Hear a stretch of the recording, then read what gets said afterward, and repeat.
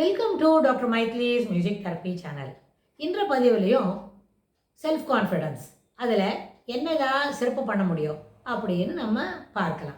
சென்ற பதிவில் பார்த்தோம், செல்ஃப் கான்ஃபிடென்ஸை அதிகப்படுத்தணும், அதை திறமையாக வளர்த்துக்கணும் அப்படின்னு சொன்னால் தெளிவாக பேசணும் அப்படின்னு பார்த்தோம். இந்த தெளிவாக பேசுகிறதுக்கு என்னெல்லாம் பண்ணணும் அப்படின்னா, முதல்ல என்ன விஷயம் சொல்கிறாங்களோ அதை வந்து என்ன பண்ணணும், மனசு முழுக்க அதை கவனித்து கேட்டுக்கணும். எல்லா கேள்விக்கும் பதில் சொல்கிறதுக்கு மட்டுமே ஒரு விஷயத்தை காது கொடுத்து வாங்காமல் புரிஞ்சுக்கிறதுக்காகவும் நம்ம அதை காது கொடுத்து வாங்கணும். இதை பற்றி நம்ம சில பதிவுகளுக்கு முன்னாடி கூட பார்த்தோம். அதனால் தெளிவாக மனசில் வாங்கிட்டோமான ஒரு விஷயத்தை அதில் என்ன புரியுறதோ அதை நம்ம தொடர்ந்து மேலும் மேலும் இன்னும் கொஞ்சம் ஆழ்ந்து கவனிக்க முடியும். கூர்ந்து கவனிக்கணும், ஆழ்ந்து கவனிக்கணும் அப்படின்னா these things are related to our cognitive abilities. அதாவது ப்ரீஃப்ரண்டல் லோபில் என்னெல்லாம் பண்ண முடியும், நம்மளோட பர்செப்ஷன் அதிகமாக இருக்கலாம். Perception, designing, computer software programming, அப்புறம் எஸ்தட்டிக் சென்ஸில் இருக்கிறது அப்படின்னு எல்லாம் பார்க்கலாம். அது அந்த எஸ்தட்டிக் சென்ஸ்ன்னு வரும்பொழுது புரியறதுல ஒரு சிறப்பான விஷயம் இருக்கும் இல்லையா. ஒரு தமிழில் ஒரு செய்யுள் படிக்கிறோம், இல்லை ஒரு இங்கிலீஷில் ஒரு பொயட்ரி படிக்கிறோம் அப்படின்னு சொன்னால் அந்த பொயட்ரியில் படிக்கும்பொழுது என்ன கருத்து அதில் சொல்லியிருக்காங்க, வெறும் ஆங்கிலம் மட்டும் இல்லை. ஒரு தமிழ் செய்யுள் என்ன சொன்னால் செய்யுள் மட்டும் இல்லை, அந்த செய்யுளுக்கு ஒரு உள்மறை கருத்து பொதிந்து இருக்கக்கூடிய ஒரு கருத்து இருக்கும் இல்லையா. அந்த கருத்தை புரிஞ்சுக்கணும்னு சொன்னால் யுவர் எபிலிட்டி டு கிராஸ்ப் ஒரு விஷயத்தை சொல்லி கொடுக்கும்போது, ஆசிரியர் வகுப்பில் சொல்லி கொடுத்தாலும் இல்லை நம்ம தகப்பனார் நம்மளுக்கு ஒரு பாடல் சொல்லி கொடுக்குறாங்க அப்படின்னா அந்த பாடலில் இருக்கிற பொருளும் நம்மளுக்கு ரொம்ப சிறப்பாக புரியணும். அப்படின்னா அதை கூர்ந்து கவனிக்கணும். அட்டென்ஷன் அப்படின்னு சொல்கிறோம் இல்லையா. அந்த attentive to the stimuli what ever it comes to your year.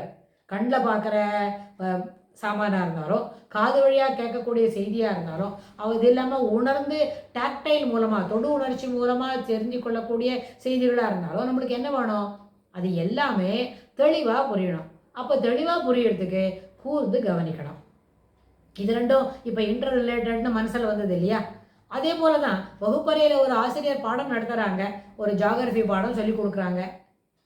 ஏன்னா ஒரு இடத்துல என்ன கிளைமேட்டிக் கண்டிஷன், அதனால் அங்கே இருக்கிற அக்ரிகல்ச்சரல் க்ராப்ஸ் எல்லாம் என்ன மாதிரி விளையிறது, அங்கே பயிர் பண்ண முடியுமா முடியாதா, ஏன் இந்த மாதிரி தொடர்ந்து மழை பெய்யறதுனால பயிரெல்லாம் பாழாக போகிறது அப்படின்னு அவர் பாடம் சொல்லி கொடுக்குறாருன்னு வைங்க. அது ஆக்ரோ எக்கனாமிக்ஸ் அப்படின்னு சொன்னால் அதை வந்து ஜியாகிரஃபி மூலமாக தான் நம்ம தெரிஞ்சிக்க முடியும், ஒரு இடத்துல தட்பவெப்பநிலை எப்படி இருக்குதுன்னு. ஸோ இந்த கருத்தை ஒரு 9ஆம் வகுப்புலையோ இல்லை ஒரு 7ஆம் வகுப்புலையோ ஒரு ஆசிரியர் சொல்லி கொடுக்கும்போது அப்பொழுதே நம்ம கூர்ந்து கவனித்தா என்ன வரும், பேப்பரில் வர நியூஸு, வெதர் ரிப்போர்ட்டு, அது எல்லாத்தையும் ரிலேட் பண்ணி பார்க்கணுன்ற ஒரு அபிப்பிராயம் வரும்.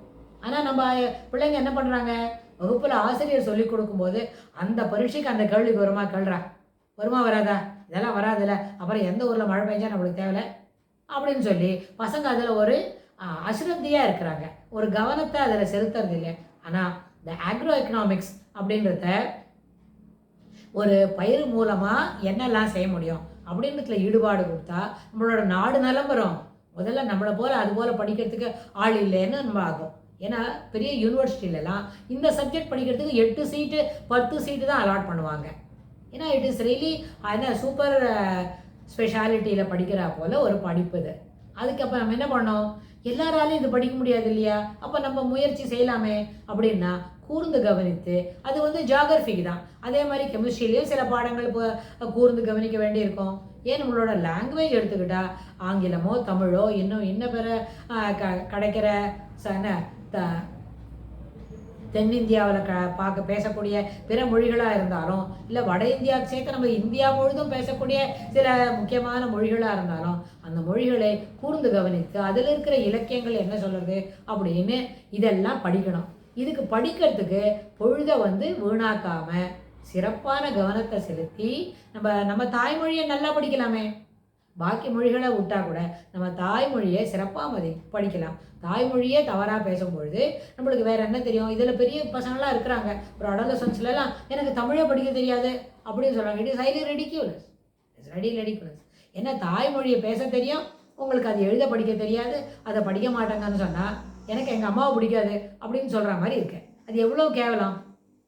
அது எல்லாரும் அதை என்ன பண்ணுவாங்க, விமர்சனம் தான் செய்வாங்களே தவிர அதை போற்றி புகழ்வாங்களா, நிச்சயமாக இல்லை.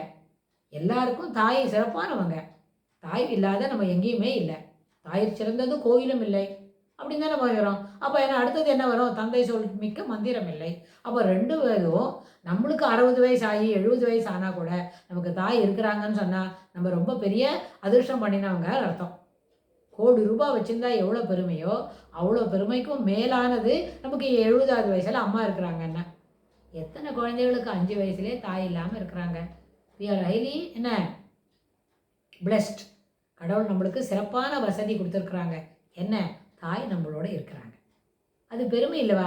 அதுபோல் எதை வேல்யூ பண்ணணும்னே தெரியாத இருக்கிற போது அந்த value the things properly. You value and add it to your profile. You value and cognise the things அப்படின்னு சொல்லி கொடுத்தமான அது நல்ல விதமான வழிமுறைகளுக்கு நம்மளை இட்டு சொல்லும் என்று சொல்லி இந்த பதிவில் நம்ம எடுத்து சொல்கிறோம். இதுக்கு தொடர்புடைய செய்திகளை வரப்போகிற பகுதிகளிலும் பார்க்கலாம். தேங்க்ஸ்.